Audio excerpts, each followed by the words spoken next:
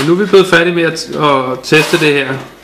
Så det første spørgsmål, det var lige om, hvad er kravene til tætheden i forhold til bygningsreglementet?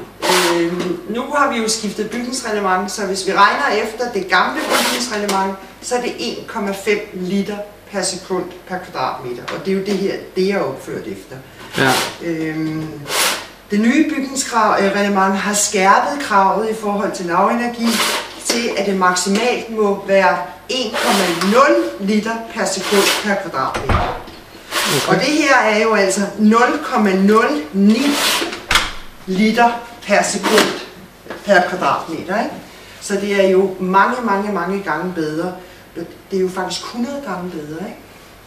Så det er et rigtig fint hus. Og det svarede til, hvis man skulle samle det hul, der var i konstruktionen. Hvor stor var det var? 8 kvadratcentimeter. 8 kvadratcentimeter. Ja.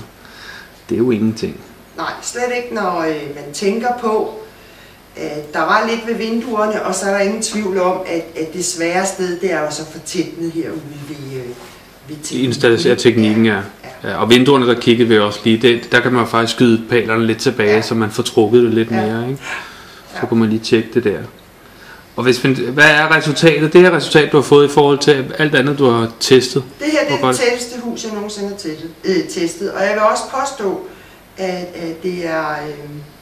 Nu kan jeg jo diskutere det lidt med en af mine kollegaer, men det, som er forskellen på eksempelvis det her, det er faktisk, at det er et færdigt byggeri, ikke? Altså man er flyttet ind. Der er ikke sat tape ved vinduerne. Jamen det er, som det er. Så det er et rigtig tæt hus. Det er det, man kan sige, man bor i, som er blevet målt, ikke? Jo, og det man kan sige, der er gevinsten her, det er, når vi nu skal regne ud, hvor meget kommer det så til at koste at bo her, så denne her ekstra tæthed, den går man jo ind og regner i energimærket i forhold til ventilationen. Fordi her er der fuldstændig kontrol over luften. Kan man gå ind med den værdi bagefter og efterberegne det? Den værdi tastes ind i beregningen, når man har dokumenteret, at det er så tæt, ikke? Og det kommer til at flytte rigtig mange kilowatt. Altså det er noget, der ligner en 6-8 kilowatt per kvadratmeter per år, at det vil flytte, at det er så meget mere tæt, okay. End det skal. Det kan være meget sjovt at se, hvor meget det egentlig er ude i.